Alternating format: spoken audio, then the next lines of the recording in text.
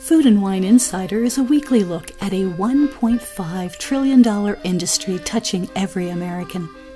Devoted to the business of purveying food and decanting wines, Food and Wine Radio is a unique program highlighting not food recipes or wine vintages, but how to make a profit while satisfying America's palates. In this competitive but highly rewarding sector, many men and women have made profits while fulfilling a dream. Food and Wine Insider is all about better managing any business involving food and wine. Each week, your co-hosts sit down with successful restaurateurs, food mavens, winery vintners, store owners, food suppliers, and other leaders in the worldwide industry that centers on foodstuff and wine. In frank give-and-take sessions, guests and panelists talk about the business of bringing healthy and pleasurable foods and wines to others. Your Food and Wine Radio host are Ann Daw, former president of the Specialty Food Association and a longtime food executive who has held senior positions both here and abroad with Kraft Foods and Philip Morris. Don Mazzella, a nationally known business commentator. On each show, they invite leaders of the world's culinary and wine industries to share the secrets of their success. Visit us at foodandwineinsider.com. And our next guest is Todd Greave. He's president of Scooter's Coffee Chain, a Midwestern coffee chain with a very unusual approach to franchising and to serving their customers. Todd, welcome to the show. Thank you, sir. Appreciate being here. I read a lot about your story, and I thought it was really fascinating. You started as a franchisee of Scooters, taking the brand, I think, to Kansas City from Omaha. Could you tell us a little bit about that story? Sure. I was living in Florida at the time, and my sister and brother-in-law gave me a call a number of years ago, and they were interested in building coffee houses and introduced me to, in that phone call, to a concept they were looking to franchise called Scooter's Coffee. You know, at that time, I wasn't overly familiar with specialty coffee. Starbucks was on the move nationally, of course. And I was working as a CFO down on the Atlantic for a marine builder. And I was intrigued by it. First of all, I felt very compatible with Sean and Tracy, my partners, and so agreed to explore the opportunity and jump into it. I came back to the Midwest. I'm originally from Omaha, Nebraska area. Came back to the Midwest, and we began building coffee houses in Kansas City as a franchisee of Scooters. And at that time, the franchise was maybe 20 or 30 units. So just getting started, and this was the first advancement of Scooters outside of the Omaha area. The Nebraska area. And so it was a great opportunity for us. And we hit the ground and began operating coffee houses and frankly got right inside the coffee house and slung drinks with our baristas. And I look back fondly at those times. Those were really great memories of getting started right at the ground level in the stores and learning the business and getting to know our customers and the relational dynamic of our business. So I look back at those times fondly. Wonderful. I'm intrigued by the name Scooters. Where did that come from? Well, Don and Linda Eccles founded the company in the late 90s, moved back to their hometown of Omaha as well. They were living in California at the time. And moved back to Omaha. The name comes from a couple of different sources or ideas. Scooters is a nickname for one of their two daughters, and so it was kind of founded there. But the idea behind Scooters was generally the model was 400 square foot, freestanding, drive-through only coffee houses. We do have sit-down and drive-through coffee houses, but the idea was drive-through coffee, a great cup of coffee fast, and the idea was speed of service. So taking their daughter's nickname Scooter and then translating that to a concept where customers scoot in and scoot out of the drive-through for a great cup of coffee, Scooters was born. Wonderful. Can you talk a little bit about the culture at Scooters? What makes it different from other coffee chains? Well, I think there is one thing that we focus on is a deep caring for customers and the communities we're in. The experience, it's interesting, when you focus on drive-through, you might get the idea that possibly the relationship with the customer is different than maybe at a sit-down restaurant where a server is serving a customer at a table.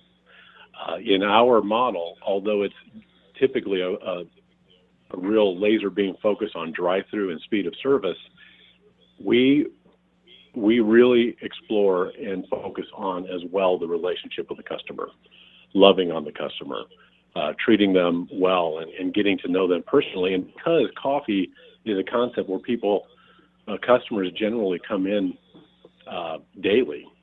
It's not like a restaurant where you might go and have dinner once a month or every couple of weeks or less often than that. We have customers that come in daily, sometimes more than once a day. And because of that, there's a real relationship that begins to build. And I think that relational dynamic between our franchisees, their employees, and our customers is a critical component of our culture. And then the relationship then translates to how we treat our franchisees, the franchisor and franchisee relationship. And as we grow as a concept and get larger and move from a regional to national coffee franchise, it's very, very important to us that relationship stays intact and that we don't become, if you will, maybe too big for our britches and begin to lose that connection with our franchisees. We care deeply about them, much like they care deeply about their customers. And so deep relationship is interwoven through our culture here. So Scooters is a franchise model. I think I read somewhere that turnkey operation somewhere around 400 to 500,000, if that's right. What are the key criteria for evaluating a franchisee?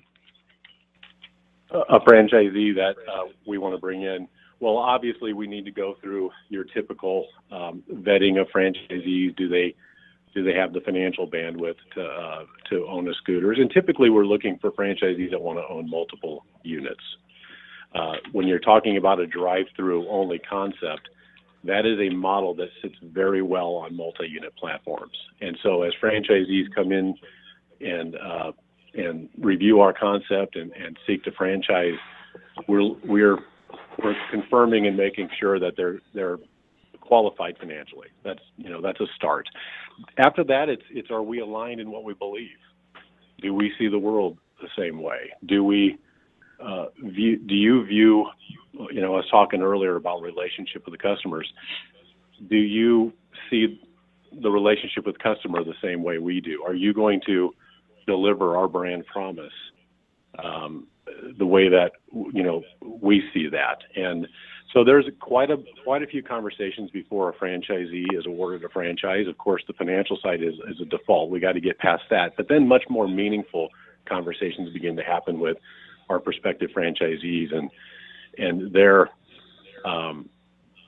desire to advance the brand with us. And then what is our brand? What are we telling customers when they see Scooters Coffee on a morning commute route? And then I think we just want them to be genuinely excited by the opportunity. And so that goes a long ways for me when talking with prospective franchisees. How excited are you about it? Certainly we want you to align with how we view the brand and what we want to deliver to the customer, financial qualifications, of course, but then just a genuine excitement for partnering with us and becoming a part of the Scooters Coffee family is very important to us. Fabulous. In the last, nearly 20 years, have you found that the type of person who becomes a franchisee has evolved? Has it changed at all? Or do you find that the criteria has also evolved? As we've grown larger, when Don and Linda started franchising years ago, they were franchising to someone that maybe just wanted to love the idea, kind of the romantic idea of owning a coffee house, a neighborhood coffee house, something, the relational dynamic with customers and that warm feeling of owning a coffee house. And that's terrific.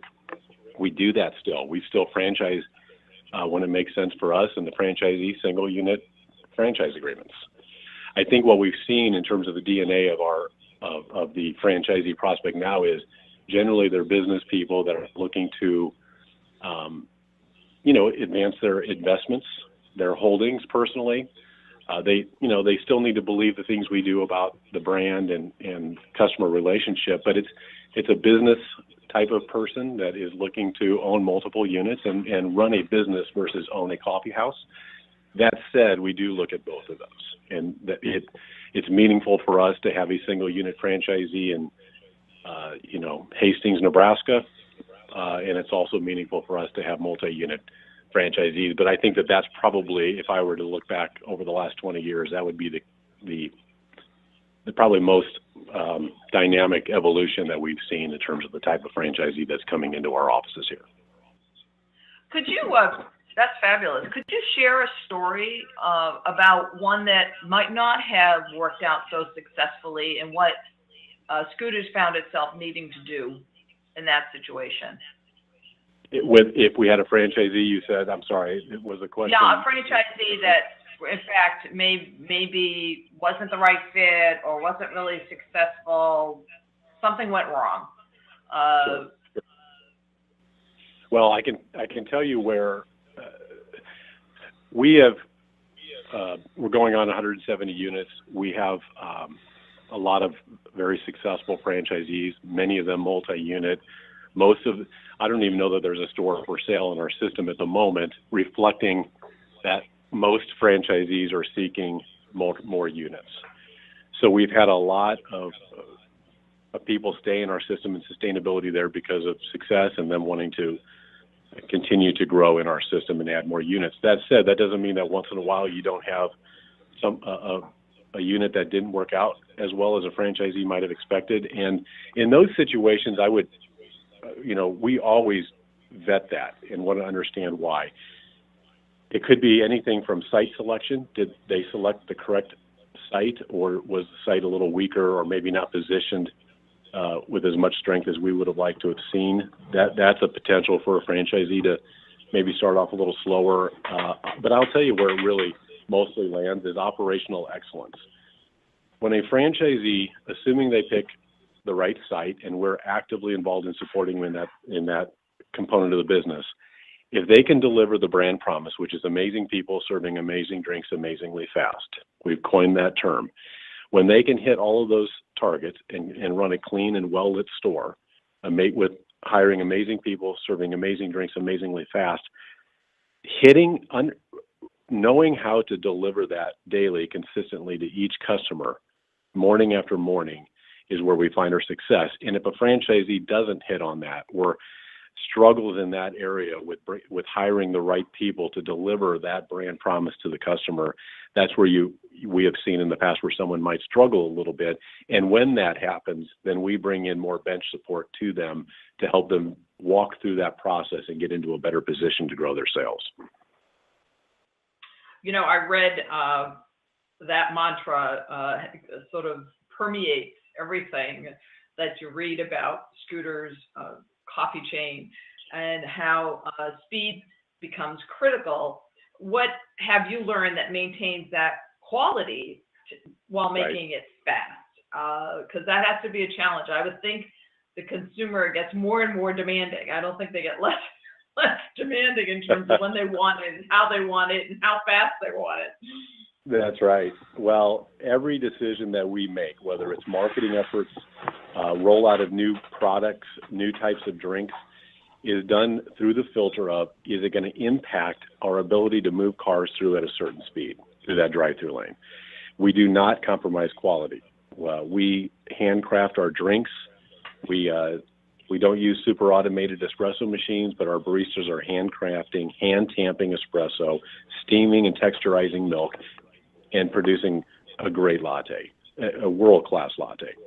That doesn't slow you down. Where speed of service can be impacted negatively is if it gets a little chaotic in that business in the morning. Maybe baristas aren't positioned properly and stay in position during a morning rush. So we focus on stations in the drive-through. Stations engender speed always. People, if they're well-trained, focused, and stay in stations, and they have a manager in the store with them in the morning that's sort of the captain of the ship, making sure cars are moving fluidly and quickly through the store, you never compromise quality of drink.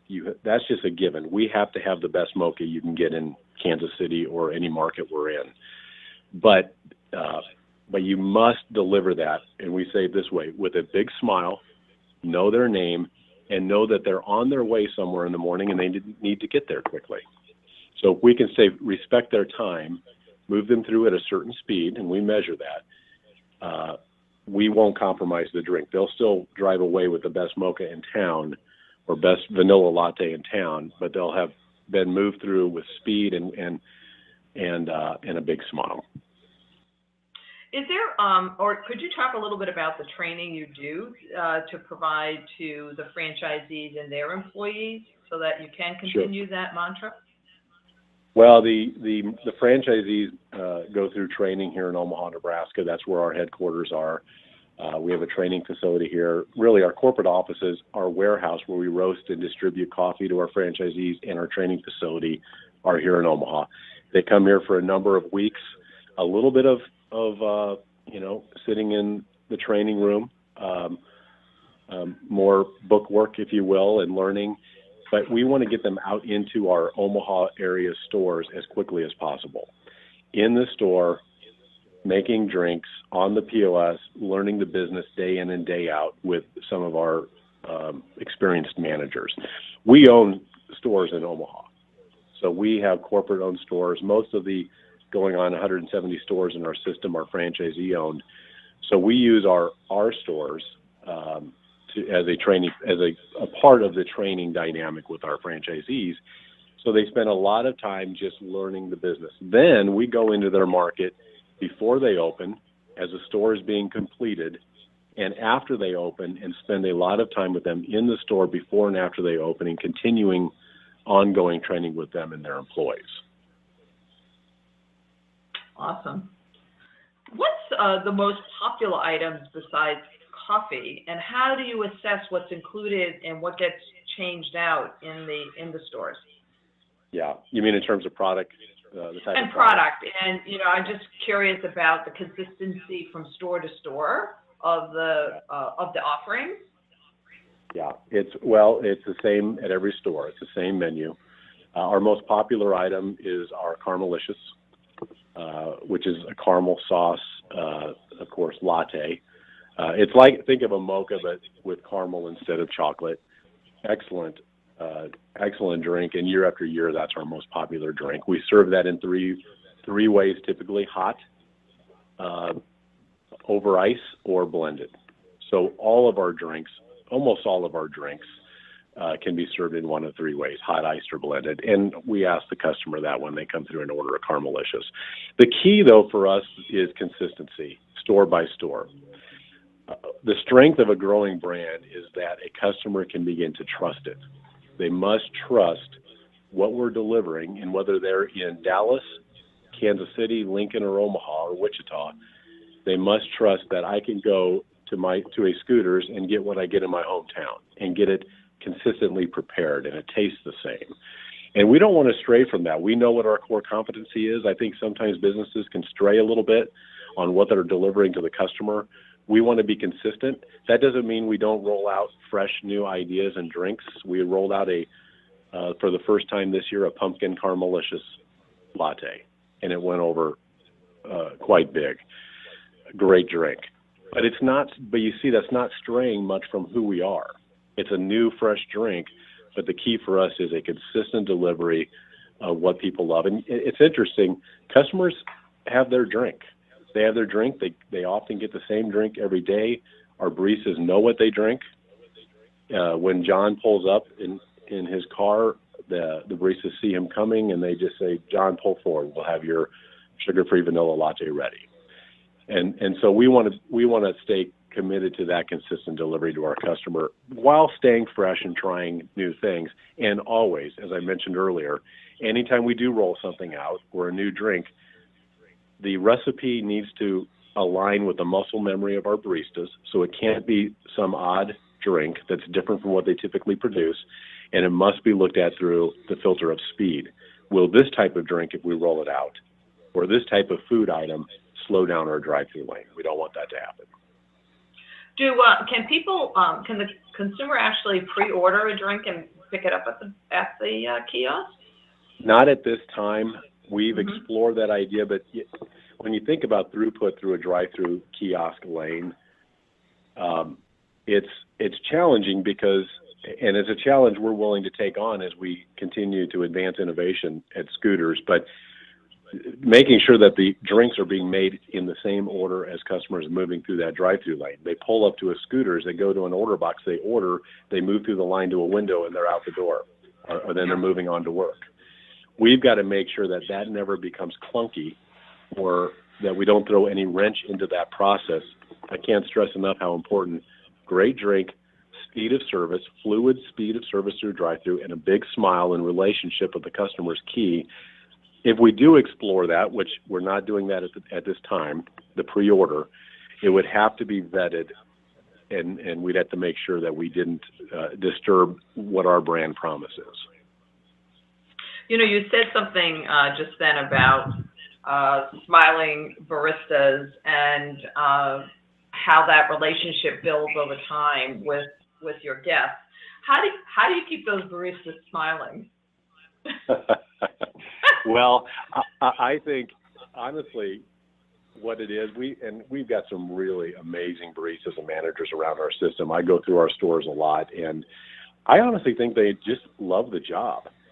First of all, it's kind of a fun, cool job. You're making lattes in the morning for customers. There's, probably sipping on a brew themselves while they're slinging drinks with their companions. I think they love working together as a team. When we get that team atmosphere going, where they're all unified in a purpose to move cars and their customers, really their friends. These customers often become their friends daily in the morning. There's something that happens in that relationship and then that unified purpose to serve our customers that I think makes the job a lot of fun, purposeful, and certainly we talk about smile, engage the customer, talk to them, enjoy the relationship with them.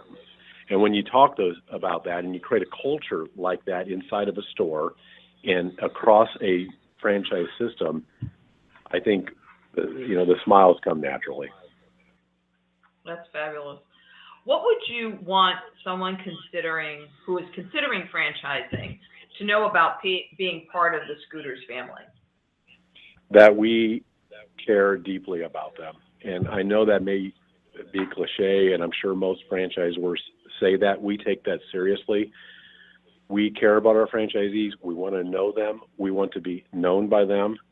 And so, and in fact, when a franchisee comes through our process and they're seeking to be awarded a franchise by Scooters, we want them to talk to our franchisees.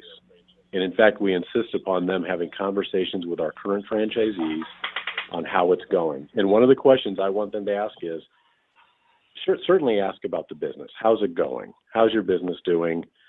But ask if we care about them. Do we genuinely care about our franchisees? And I want them to ask that because I know what the answer to that is. And it doesn't mean that every franchisee is going to agree with every decision made by the franchisor, but we make them consistently. We make them with the franchisee's best interest in mind, with a community of people out there, and their success matters to us. So I would say, if I wanted someone to know, what will it feel like if you were to join the Scooters family? It's that we genuinely care about our franchisees, and that starts at the top, and then that trickles down to all of our support staff that serve our franchisees daily. Fabulous. Just back to something operational, I wanted to ask, how's purchasing managed for the coffee and the food items? Is it centralized? Sure. Is it decentralized? Yeah, it's centralized. We of course own Scooters Coffee and the franchise, but we also have a roasting and distribution company right here in Omaha. We source all of the coffee and we roast all of the coffee. The beans come in green to our warehouse, and then we roast those and distribute the coffee and related products to our franchisees. In addition to that, in our warehouse here in Omaha, we have a bakery and a bakery staff that bake cinnamon rolls, muffins from scratch right here in Omaha, and then those are distributed throughout the Midwest and the country. On occasion, as we grow and we step a little bit outside of the Midwest footprint, we may need to source a couple of items locally, such as our franchisee in Florida or Georgia. They may source locally because sometimes it can be a challenge to distribute that far away on certain items. But for the most part, our franchisees are receiving all of their product from us here in Omaha consistently and at same price. Okay, I've been told I have all of maybe 2 minutes, so I have lots of questions to still ask you. What is your vision for Scooters? I see us, for the first 15 years of this company's life, we would open up 3 to 5 to 8 stores per year, fairly organically. A few years ago, we made a determination that we felt like something special was happening, and we wanted to expand more actively. We wanted to pursue that. So we began making key hires in franchise sales, in franchise support, and in our roasting and distribution facility to begin to set stage a vision for growing into a regional and ultimately a national company. We call it the March to 500. We're approaching 170 stores. We're opening up, at this point, the trajectory is 25 to 35 stores per year, and we want to advance that. So we have a target of 500 stores. We'll go beyond that, certainly. We're not going to hit 500 and stop, but I think we can go well beyond that. And I believe that in time here, we could emerge as a clear number 2 in the country. Of course, Starbucks is a part of the landscape everywhere. They're a very strong number 1, but we believe that in the United States, we could emerge as a number 2 in the country. Any sense of doing this internationally? Not at this point. I think that opportunity could come in the future, but when you think about drive-through coffee, that really resonates in the U.S. I'm not saying that we wouldn't be open to it. We've certainly had some conversations with some international prospective franchisees. I think, though, the challenge of roasting and distributing and baking here and keeping consistency makes a lot of sense to keep it in the U.S. And on top of that, honestly, in particular in the Midwest of the United States, specialty coffees is underserved still. You go on the coasts, it's a little more robust in terms of the coffee competition, but in the Midwest, where we're headquartered, there is so much opportunity in drive-through and speed of service, and sort of that delivery resonates in the U.S. probably more than anywhere else in the world, and so we feel like we can just grow right here in the U.S. for quite some time. How do you imagine the kiosk evolving? I mean, 500 locations is huge. Yes. The model evolving, the kiosk model? Yes. Yeah. I don't think it would change much. It has evolved a little bit over the years, mostly in terms of size and stature on the road. It used to be a 300 square foot, much smaller unit. They're now 450 square foot. Sometimes a franchisee in some situations might go a little bit larger. Larger mostly because of 2 reasons. We need more space. The stores are getting busier. The sales are becoming much higher, which means storage of inventory in the stores. We need more space. So a larger unit serves 2 purposes: more storage for product with growing sales for a franchisee, and then there's more of a presence on the road. The kiosk model, we wanted to have, when we say kiosk, sometimes people may get the feeling that that's just a little hut on the road. It's not. If you go to our website, you'll see pictures of our kiosk. It is a very nice looking 450 square foot, 18 foot tall building that has presence. So the larger kiosk provides a little more brand presence to the road and maybe legitimacy as a brand, in particular when we go into new markets. And of course, the storage is key as the sales continue to grow. I hate to break it up, and this has been a fascinating half hour, but we're talking with Todd Greaves.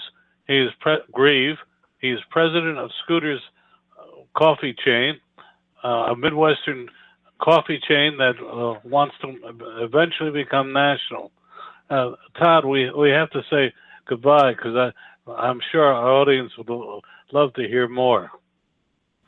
Well, it was a pleasure talking with you, and thanks for thinking of scooters. We appreciate being on the program. Thank you, Todd. Thank you, ma'am. Want to know more about health savings accounts for your company or yourself? Go to 2hsa.com and get a free employer's primer. Health savings accounts are a cost-effective way of offering health care benefits to your employees and yourself. HSAs build retirement funds for your employees, improve morale, and reduce your health care benefit cost. For a free employer guide to HSAs, go to 2hsa.com. That's 2hsa.com. Dan Perkins here from Recalculating.biz with your featured book. I want to tell you about a recent interview I had with Bob Bethel, a turnaround specialist with lots of success in small business. Bob's new book is Strengthen Your Business, Fail-Proof Strategies for Small Business. He tells us of his life successes and failures that have made him and his clients so successful. Over the years, Bob has brought 77 companies back from the brink and changed them into thriving, profitable businesses. His energy is amazing, and at 74, he proves that you can still have a great deal to give others if you just try. His suggestions are easy to understand and very helpful. One insight struck me was that most companies do not have a plan. The old Chinese proverb says, if you don't know where you're going, then any road will take you there, is true today. Bob Bethel's book, Strengthen Your Business, can be found at Amazon.com or can be ordered at your local bookstore. This has been Dan Perkins with your Recalculating.biz featured book. You are listening to Ann Daw and Don Mazzella, and the program is Food and Wine Insider. If you have a question or know someone you think our listeners should hear, contact us at foodandwineinsider.com. Remember, our programs are heard every Wednesday and Saturday on this station via amfm247.com or on iHeartRadio, as well as Roku Television. You can listen to past shows at foodandwineinsider.com. Our guest today is Paula Reimer, the president of Crepini, whose signature naked crepes are a delicious, unique, and affordable bread alternative that can be used to create a variety of sweet and savory creations. Paula, I have to tell you, after learning a little bit about you, I went out, and they are absolutely wonderful. Welcome to the program, Paula. Thank you, Don. Great to be with you and Ann. Well, Paula, tell us a little bit about your company, yourself, and your website. Yes, so my company was launched in 2007. My husband and I pivoted directions by about 180 degrees as we exited the technology business and followed our dream and our passion to bring the Crepini crepe into every American home. So having grown up as an immigrant to America, an immigrant child, having grown up with the crepe as a staple, everyday meal for sweet and savory options, it was just something that was really missing from everyday options to Americans, and we thought the time was ripe in late 2000 to bring the crepe into introduce the crepe into every American home as a healthy alternative and a protein-rich and low-carb alternative to breads. Well, and your website? And the website, crepini.com, is, I didn't really think about it. Let me repeat. So the website is introduces our flavors and introduces my family, which we're really, really fortunate to work with our sons and truly be a family business. Introduces our family, our crepes, and the shopping experience of the recipe. Ooh, I'm really not thinking about the website. Can I start over? Yeah, of course, no problem. Okay. Okay.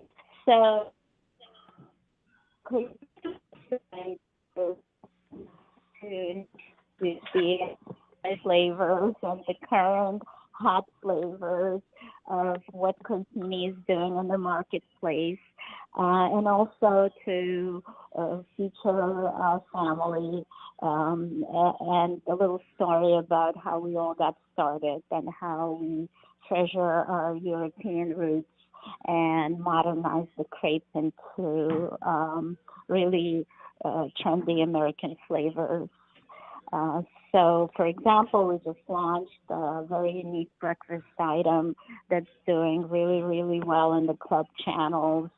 And we're featuring the spinach feta egg white crepini crepe on our website.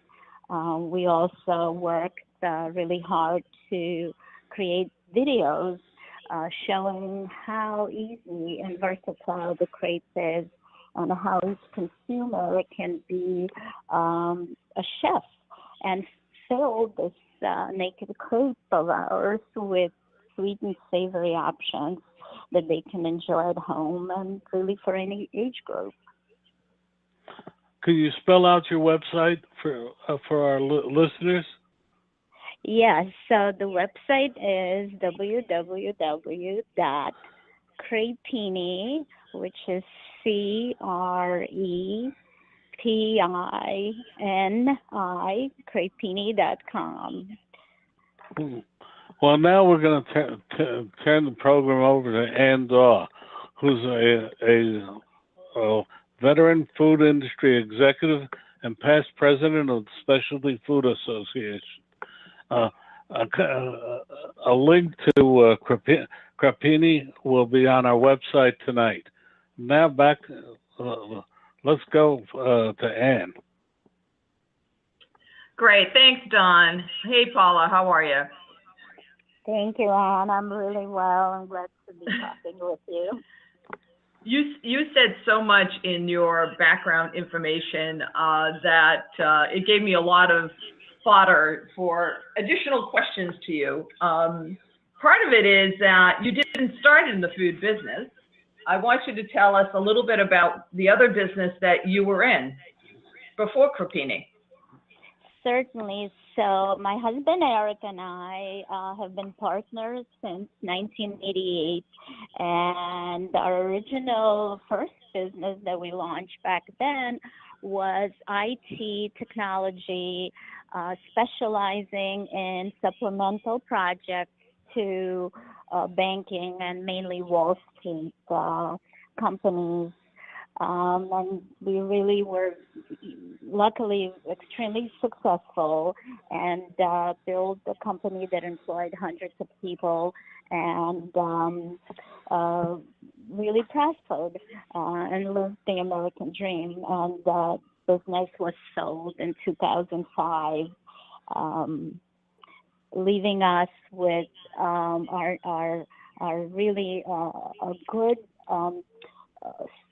strength in entrepreneurship and having financial foresight and having the ability to enter the dream business, which we always desired to do, which was Crepini and bringing the crepe into the American home. You immigrated to the U.S. Tell us about the challenges you faced in coming here to the States. And I didn't hear that, the challenges. You immigrated to the U.S. I would love for you to tell our listeners about the challenges you faced in coming here.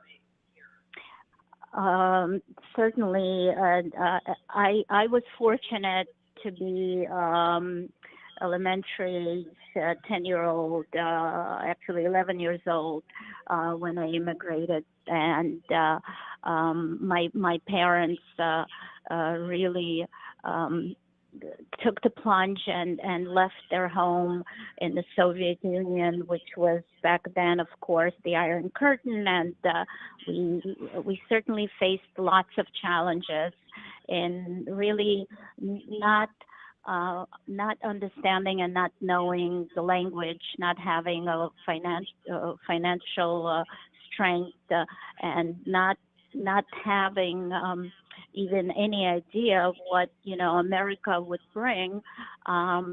But it was, of course, the greatest opportunity that our entire family had faced. And me as a child, I can tell you that I was always felt welcome and very. I had very, very strong desire to integrate into New York and the American society at that time. One of the things we brought, of course, was our food, and so that was the challenge to my family was, really, really continuing to eat fresh, available in season foods, which, as we know, in the 70s and 80s and mainly through the 90s, was really lacking in the United States. So that's how I think one of the reasons that this passion for better food and our European roots drove us into thinking about launching this business, Crepini. So what exactly is a crepini?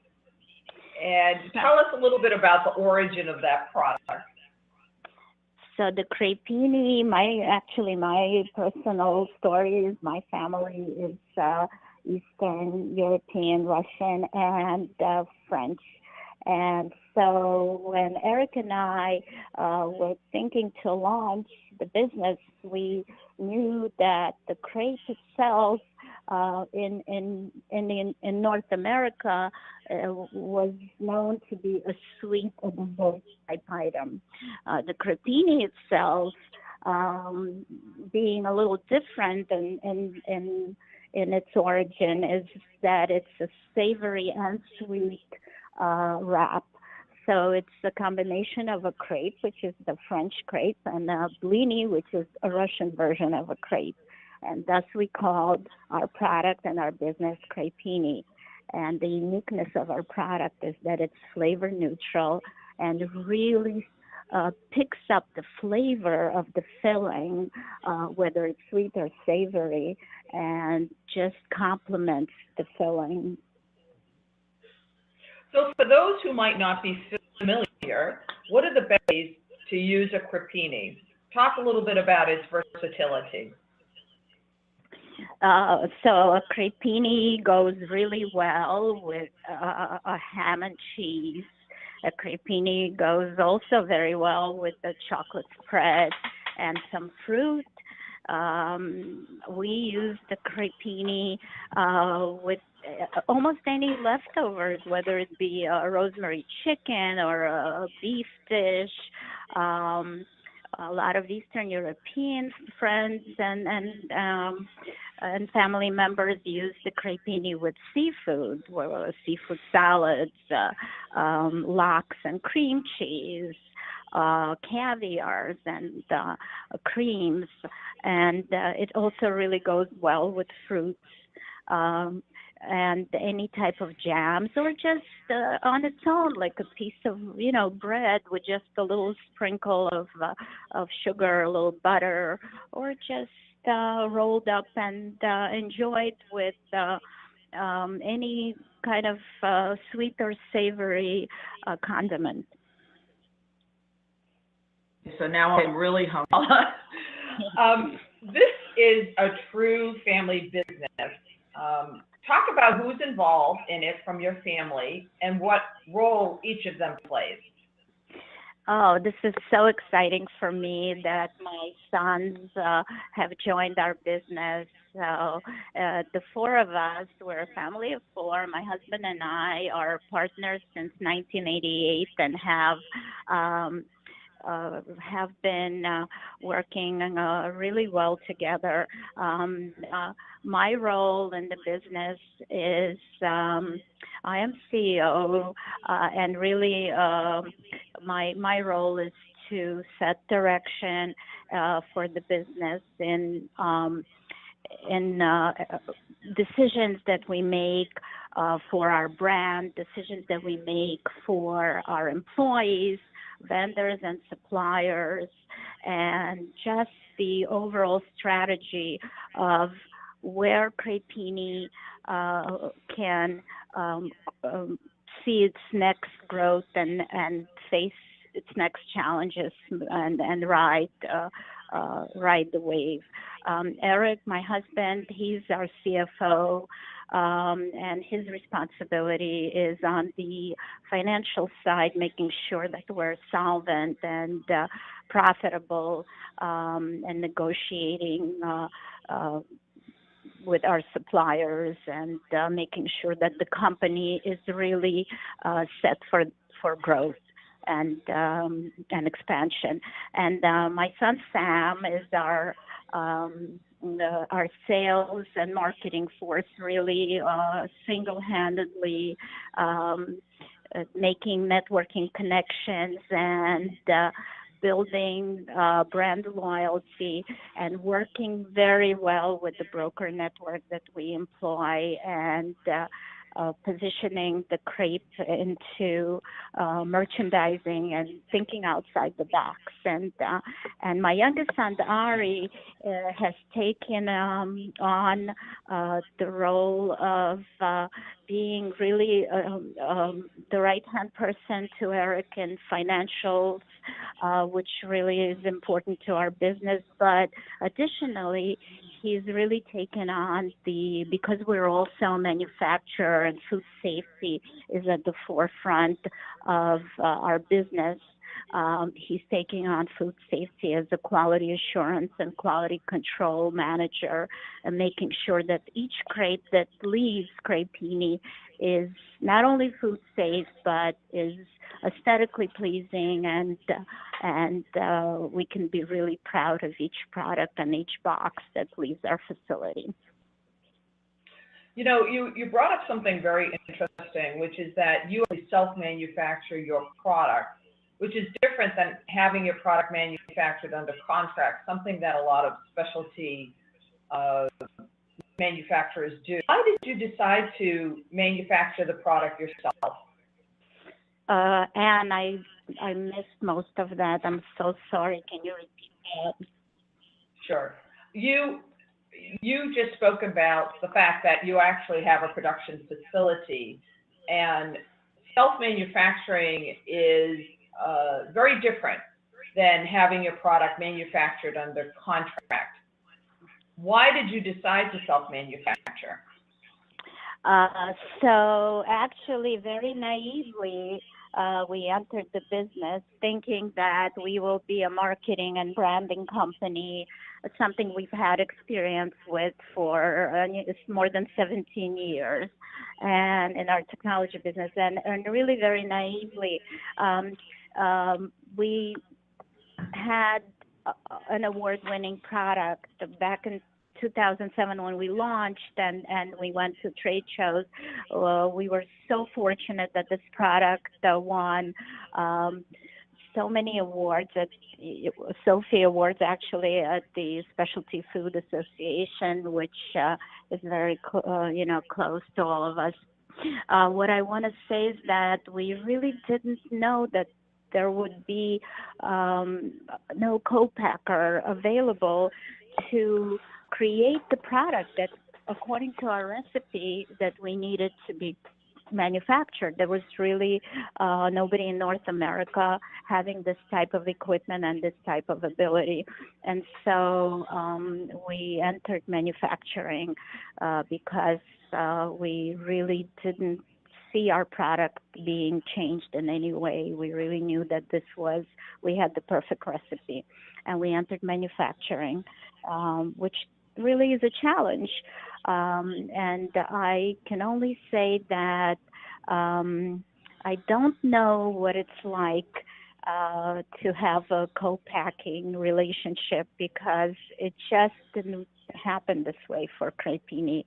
But I'm certainly proud of our family that we're able to manufacture our product and that our manufacturing ability is growing and expanding. We are launching an expansion in 2018 to 50,000 square feet. And that is something we're very, very proud of. It's extremely difficult to be a manufacturer. It has a lot of challenges. It's also extremely costly. But I feel like we do control our destiny and we do control our recipe and our products. So I don't think I would have done it any other way now looking back at Crepini's growth. Paula, that's wonderful. You've talked a little bit about the challenges in manufacturing. Can you share with our listeners some of those challenges? Certainly. So the first challenge is identifying the manufacturing equipment that would help to produce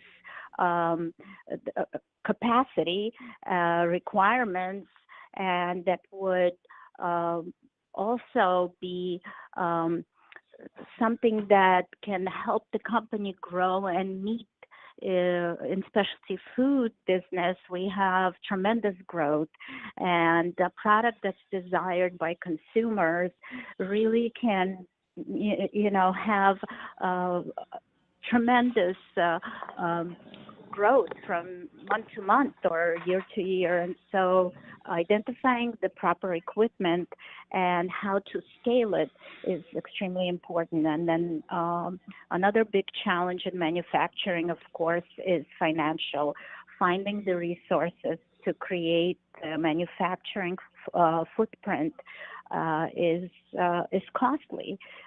Space, utilities, having manufacturing employees, training them is very costly. Automation and maintenance of the equipment is very, very costly.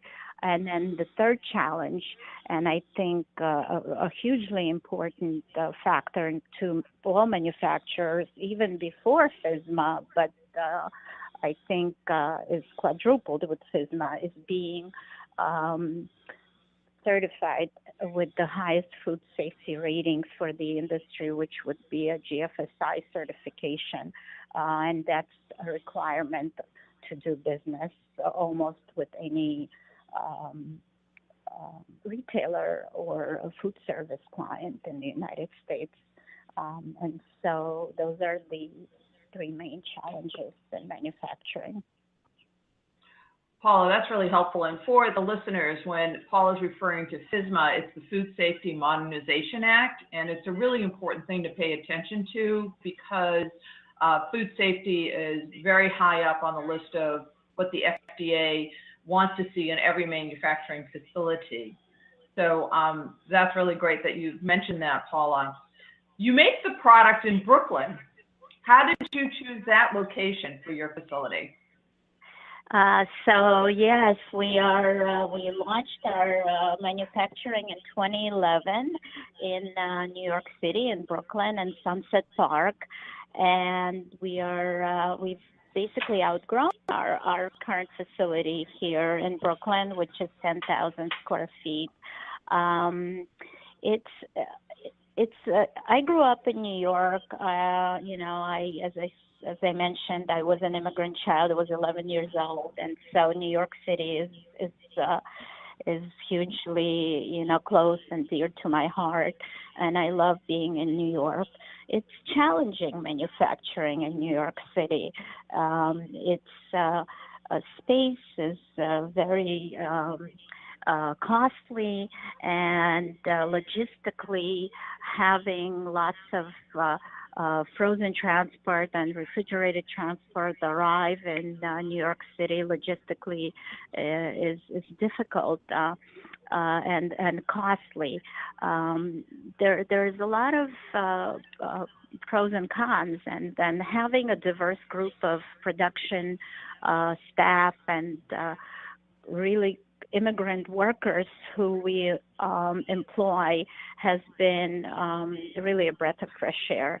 However, growing a manufacturing business into more of an enterprise level is very, very challenging, and we are faced with that decision currently. Wonderful.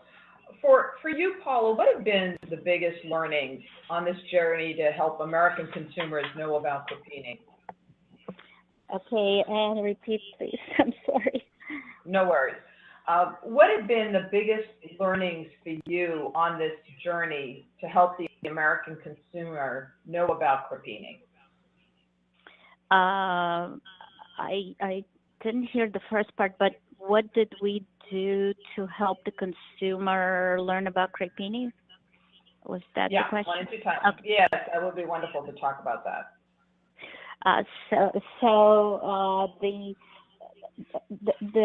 The first thing, and I think still the most productive and the highest return on our investment has been attending trade shows to help. And of course, these are trade shows and not consumer shows, but we feel that every contact and networking to retailers and the food service industry has been instrumental by attending trade shows. As far as reaching out to consumers, of course, gaining the shelf space in the retailer is extremely important, and especially keeping that shelf space and growing that shelf space is extremely important in talking to the consumer. And the way we talk to the consumer is with our brand logo, our packaging, our message, and doing lots of demo and promotional programs with our retailers to make sure that consumer can taste our crepes. And we know, thankfully and very fortunately, that when they taste our crepe, they will repeat buy, and that has been instrumental in growing the demand for our crepes and in growing our messaging to the consumer. That's terrific, Paula. I have one last question for you. What are your aspirations for the business? Maybe said a little differently, what do you hope for the future? So the future, we certainly want to continue innovating. We're a very innovative group here, and one of our new ideas is launching in 2018, and that's a protein-rich egg-based crepe, egg white-based crepe. We're also launching a full breakfast line of flavors that are have been doing very, very well with consumers, and we see our business truly what our dream was always to bring the crepe into every American home. I do aspire to that, and I want the crepe to be enjoyed by every American home of all ages, as we have for generations in Europe and in Asia and throughout the world. My aspiration for my family is to obviously be successful and continue being successful in fulfilling our dreams to bring the crepe to every American home. Thank you, Paula. We've been talking with Paula Reamer. She is co-founder of Crepini. A link to her website will be on our website, foodandwineinsider.com. Paula, thank you so much for being with us today. Thank you, Don, and thank you, Ann. It's such a pleasure talking with you. You've been listening to Food and Wine Insider with Ann Daw and Don Mazzella. Want to join us on a future show? Contact us at foodandwineinsider.com. Until next time, have a passion for food, wine, and profits, and think of our program, Food and Wine Insider.